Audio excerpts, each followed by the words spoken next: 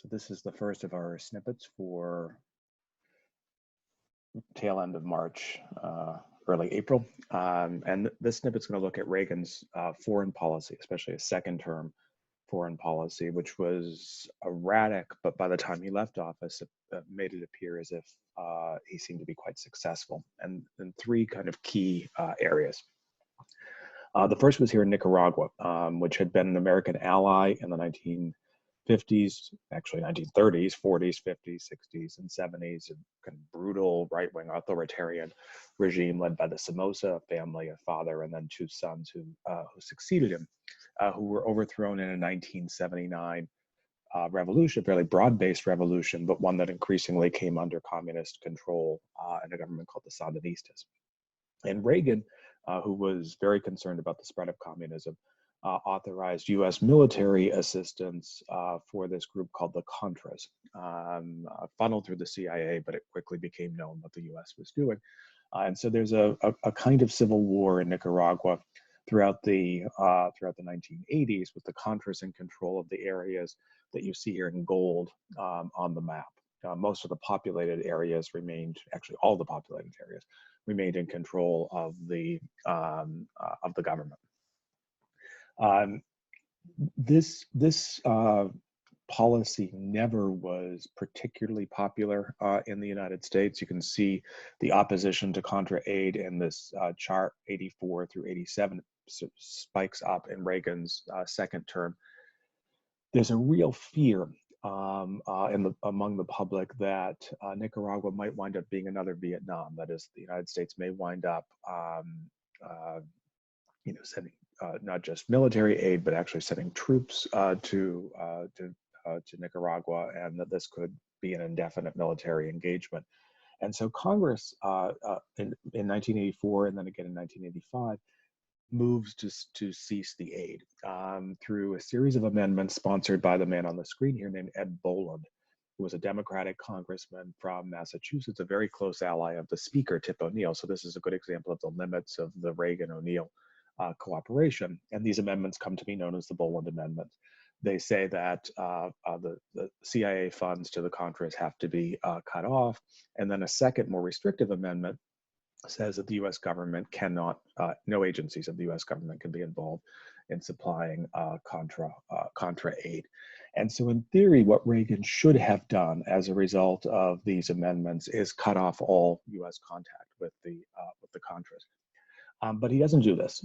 Instead, this is a meeting with one of the Contra leaders. In the background here is Lieutenant Colonel Oliver North, who will become a key player in this scandal.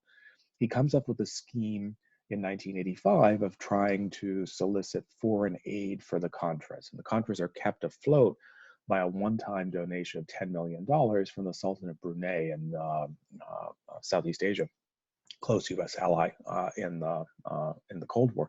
But the Sultan makes clear that that money is not coming back in 1986. So the Reagan administration searches for additional funds, and they ultimately come up with this just bizarre scheme coordinated by the National Security Advisor, Robert McFarlane, and by North to sell arms to the Iranians. There's a war that's going on in the 80s between Iran and Iraq, and the Iranians need U.S. spare parts because even though this is an anti-American regime, the entire military in Iran in the 80s had been supplied to the Shah by the United States.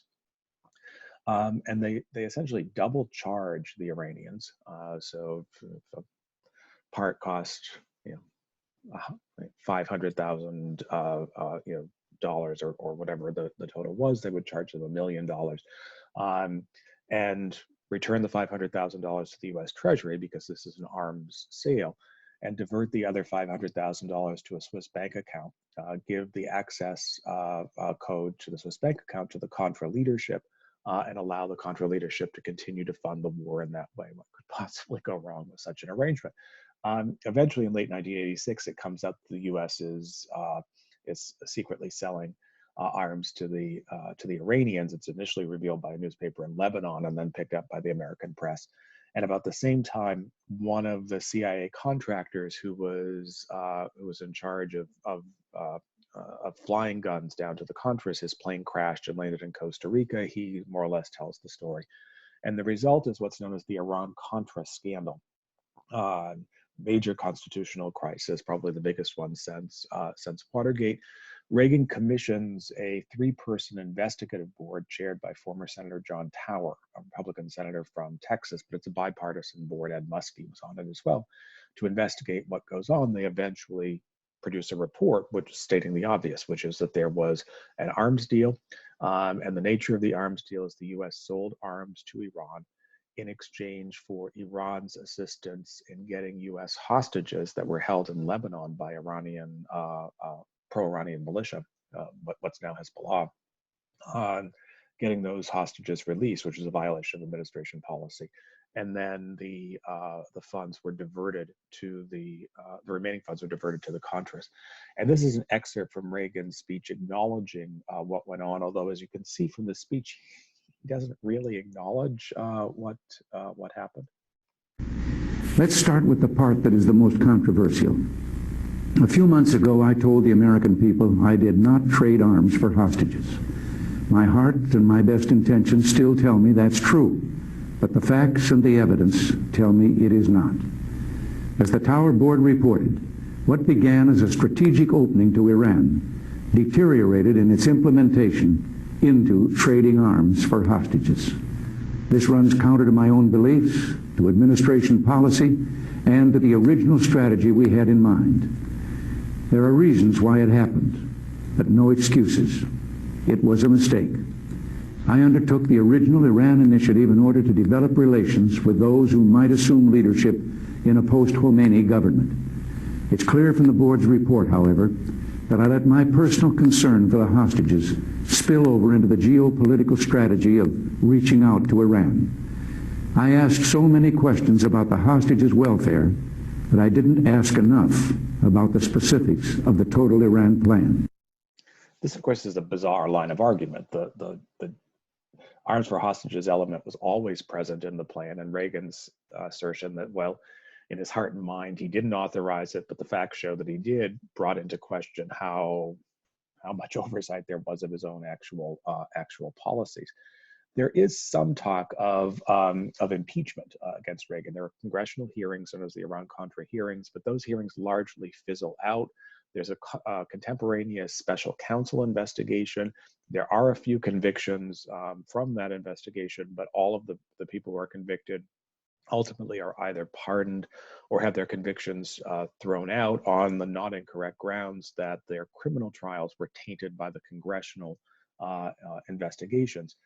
But this is one of the major setbacks of the Reagan administration. And at the time, there's a sense that this will permanently tarnish his legacy. By and large, it does not. Second big foreign policy initiative from Reagan's second term involves Afghanistan. This is not a particularly high quality photo, but there are no high quality photos of him in the field that exist. The man on the far left of the picture in the greenish coat is William Casey, who's Director of Central Intelligence, who is co-creator of a scheme by which the United States funded the Islamic rebels in Afghanistan, known as the Mujahideen. Afghanistan had been invaded by the Soviet Union in 1979, and the idea here was to bog down the Soviets in Afghanistan in the same way that the United States had been bogged down by the North Vietnamese in the Vietnam War. There was not, unfortunately, a lot of thought to exactly who the United States was aiding in this conflict.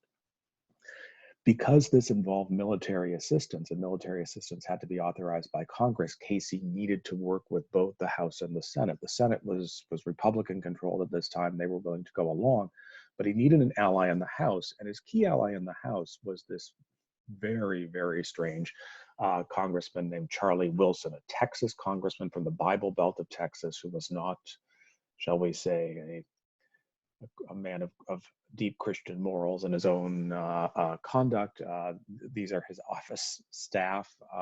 He's really, in a lot of ways, a kind of caricature of these out of control congressmen. He's an interesting guy who sees himself as a kind of foreign policy crusader, and becomes very, very interested in the cause of the Mujahideen and is willing to work with Casey. So the United States is essentially funding the Afghan rebels, sending money through, sending money to Pakistan, along with the Saudis, and the Pakistanis then funnel the military assistance over to Afghanistan. This poses another problem because the Pakistanis basically picked sides within the Afghan resistance.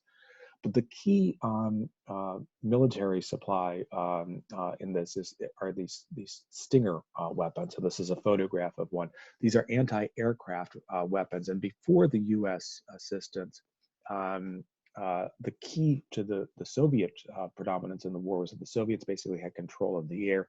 The Stingers end that process and help turn the tide of the war. And by the late 1980s, the Soviets make the decision to pull out of Afghanistan. And Afghanistan, a few years later, the communist government that the Soviets had imposed will collapse. That decision was made by Mikhail Gorbachev, who is the last leader of the Soviet Union, a reformist who believes that it's possible to retain a communist, unified Soviet Union, but only through significant economic and foreign policy changes. And the key element of Gorbachev is his recognition the Soviet Union was simply spending way too much money on defense and national security matters. By one estimate, 50% of the GDP, not the budget, the overall economy, was going towards Soviet defense. So pulling out of Afghanistan was one step in this regard. Beginning to restrict and eventually pull out of Eastern Europe was another. Gorbachev had a fairly good working relationship with the conservative prime minister of Britain, Margaret Thatcher, but it took a longer while for Reagan to trust him. And there's this famous excerpt, which we're going to see in a sec, where Reagan goes to Berlin to urge Gorbachev to tear down the Berlin Wall. This is from 1987. Mr. Gorbachev, tear down this wall. So Reagan combines this kind of rhetorical pressure on the Soviets with a diplomatic willingness to negotiate. And by the end of Reagan's term, there is something of a reconciliation between the U.S. and the Soviet Union. Gorbachev also encourages foreign investment in the Soviet Union. This is the first Moscow McDonald's. This is the day that they opened. You see all these people lining up in the Soviet Union. They had persistent food shortages. And so there seems to be, as Reagan is leading office in terms of international affairs, this spirit of American triumph. Yes, we have IranContra, but it's in the background. The Afghanistan war seems to be a great success in the Cold War, and the Soviets themselves are opening themselves up to a degree of economic and even political cooperation with the United States. As we'll find out when we get to the 1990s, this kind of optimism quickly dissipates. But at the time, Reagan seemed to have a very productive foreign policy legacy to bequeath his successor. So that's it for Reagan in terms of international affairs. Our next snippet is going to look at Reagan and domestic matters.